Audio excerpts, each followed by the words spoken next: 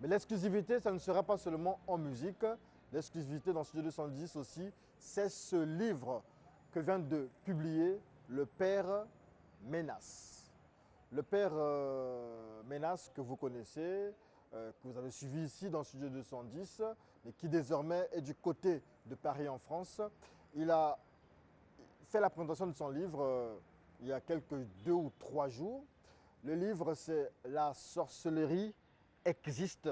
Voilà, la sorcellerie existe et c'est sous-titré Un sujet tabou en Occident. Et c'est certainement un ramassis, peut-être que le mot n'est pas celui-là, mais un condensé des expériences ou des observations du père Ménas du côté de la France où il se trouve, mais aussi peut-être de la Grèce, puisqu'il a été aussi en Grèce, mais aussi peut-être dans toute l'Europe, comment la sorcellerie est vécue par les Occidentaux.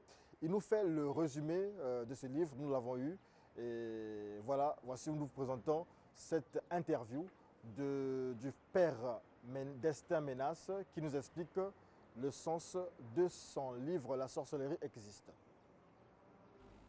La sorcellerie existe, un sujet tabou en Occident. Voilà le titre de mon nouveau livre qui vient de sortir ici à Paris aux éditions Harmattan. Alors dans ce livre, je parle d'un constat qu'en Europe, la mort d'une personne s'explique par une cause organique. Elle était malade. Donc pour un esprit occidental, il ne pourra pas attribuer la mort à un sorcier. Mais malheureusement en Afrique, l'origine c'est toujours un sorcier. Donc l'Africain aime souvent évoquer le problème de la sorcellerie dans toutes les relations, lorsqu'il y a des morts, comme s'il n'y a pas de mort naturelle. Mais dans ce livre, j'ai d'abord rappelé aux gens que la sorcellerie existe et que Descartes n'est pas africain.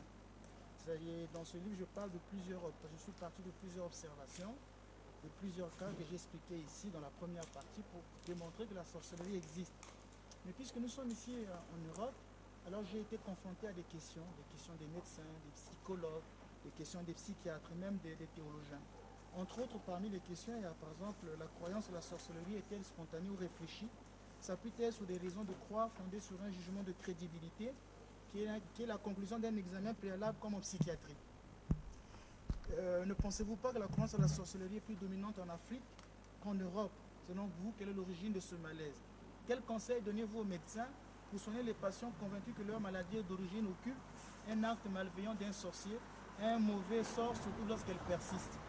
Sur le plan médical, peut-on soigner efficacement une maladie liée à la sorcellerie? Donc au total, il y a 16 questions qui m'ont été posées dans ce livre par des psychiatres, des médecins, et j'essaie de tenter de répondre. Mais à la conclusion, on peut dire que le problème déclaré de la sorcellerie existe, ça touche un problème axiologique et même la crédibilité de ce discours qui affirme que la sorcellerie existe. Il ne faut pas voir la sorcellerie partout. En ce sens, si Descartes n'est pas africain, l'Afrique aura besoin de Descartes. Il faut mettre beaucoup de raisons dans ce que parfois nous énonçons sur les problèmes de sorcellerie. Donc c'est un livre qui vient de sortir dans lequel je donne une réponse. Mais ce livre, je l'ai dédicacé à toutes les personnes du vieil âge qui en Afrique sont accusées de sorcellerie, passées à tabac et parfois tuées. Et à la fin, j'implore les pouvoirs publics de voter des lois pour protéger ces personnes vulnérables et même d'envoyer au tribunal toutes les personnes qui accusent les autres de sorcellerie. Parce qu'en fait, ce livre n'est pas anachronique. Il s'agit de la vie en Afrique. Comprendre l'Africain, c'est comprendre comment il perçoit le phénomène de la sorcellerie. C'est donc une question sur la vie sociale en Afrique. Et souvent, la sorcellerie maintient la population africaine dans la servitude. À cause de la sorcellerie, beaucoup d'arbres sont coupés. À cause de la sorcellerie, des personnes sont tuées. À cause de la sorcellerie, il y a beaucoup de soupçons et de divisions de la famille. Donc réfléchir sur la sorcellerie, c'est finalement réfléchir sur la vie sociale en Afrique. C'est un problème herméneutique. Comprendre comment l'Africain ou l'Antillais conçoit-il la sorcellerie. Donc voilà un peu ce nouveau ouvrage qui est vendu déjà sur Fnac, Amazon au prix de 19 euros ici en France et vous pouvez me le procurer au niveau de l'Afrique. Et que Dieu vous bénisse. Merci.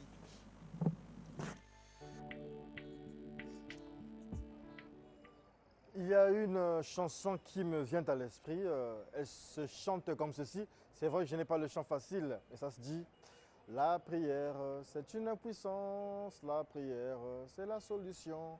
à nos problèmes. C'est un dialogue du chrétien avec son Dieu. Je crois que c'est quelque chose comme ça. Et donc, Studio 210 a réfléchi sur ce sujet qu'est la prière, que ce soit chez les chrétiens comme chez les musulmans. En réalité, on va dire 1000 religions, certainement 1000 manières de prier. La prière est un grand sujet au cœur des religions, au cœur des mouvements spirituels. Pourtant, chaque mouvement ou chaque individu, selon sa religion, a sa manière à lui de prier. La prière, en réalité, est régie par certains codes, que l'on soit dans une certaine religion, dans un certain mouvement spirituel ou un autre. Et donc, Claude Daberge et Merveille Moukiama sont allés dans les rues de Brazzaville à la rencontre des, on va dire, des experts, des sachants, des spirituels pour nous proposer ce reportage sur la prière.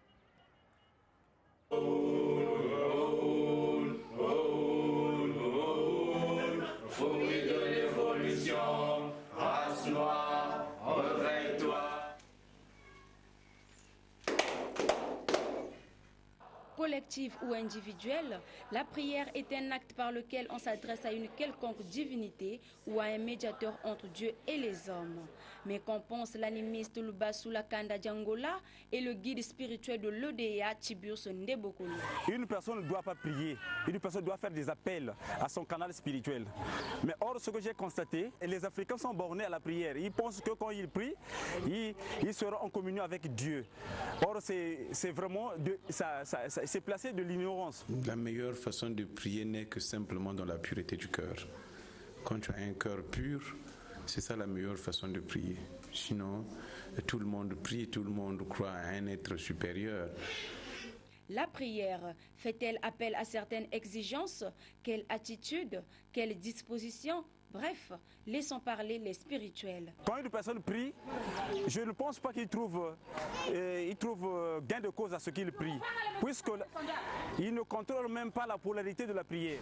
Pour bien émettre les énergies de prière, il faut nécessairement avoir un cœur pur. Pour bien émettre les énergies de prière. Voilà comment tout le monde prie, mais ils n'ont toujours pas une solution. C'est simplement cette pureté-là qui nous manque. Finalement, que retenir? 1000 religions, 1000 manières de prier, affaire à suivre. Voilà, nous passons donc à un autre sujet de reportage. C'est celui autour de la fête de Noël. La fête de Noël divise l'Église, comme nous le rapportent nos reporters. Alors, elle est considérée pour plusieurs dans les églises dites classiques comme une grande fête parce qu'elle commémore la naissance de Jésus-Christ, de l'enfant Jésus. Finalement, qui est le Fils de Dieu? C'est la question que l'on se pose dans ce reportage.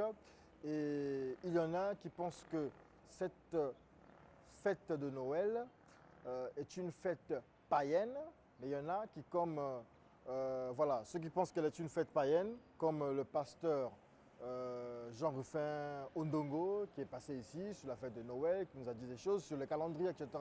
Mais il y a aussi d'autres qui pensent qu'on doit fêter Noël. On doit fêter Noël. Et nos reporters Claude Daberge et Marina Buesso étaient sur le terrain, suivaient le reportage.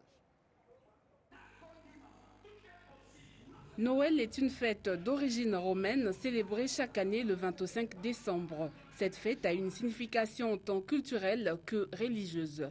Pour les chrétiens, la Noël commémore la naissance de Jésus de Nazareth. À côté des chrétiens qui croient que Jésus est né le 25 décembre, il y a de ceux qui disent le contraire tout en affirmant que la fête de Noël n'est qu'une invention humaine. En temps normal, ce n'est pas une obligation. Hein. Les autres peuvent fêter la Noël, mais les autres non. Pourquoi? Parce que tout le monde ne croit pas en Jésus.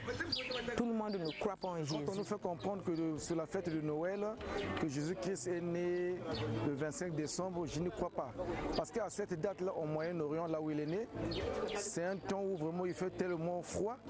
Donc à cette période, aucune femme enceinte ne pouvait se mettre dehors, d'aller s'abriter dans un troupeau, là où sont des moutons pour aller mettre au monde. Donc pour ça, je dirais que la fête de Noël le 25 décembre, je dirais non, c'est faux. Avis partagé par le père fondateur de l'ordre de Melchisédek, Jean-Pierre Manzolo, dit maître Avatar, qui pense que la date du 25 décembre est la date de naissance du dieu Soleil. Pourquoi? Les pères et l'église, il y a date symbolique parce que Jésus a botama jamais les 25. Et 25. Et Zali, date, il y a vénération, donc il y a les astres soleil. Il y a Moï. Moï yo, mais na Moï spirituel. Moï c'est spirituel et Zali na liaison, il y a monde moko angélique parmi 12 mondes angéliques babingango na kombo ya Tiferet. Monde wana Tiferet, monde angélique, Tiferet wana donc Sephira wana Tiferet ezali monde yo esprit christique et fanaka. Tous les grands esprits, les avatars na ba grands messagers bautaka précisément la soleil spirituel wana na Tiferet.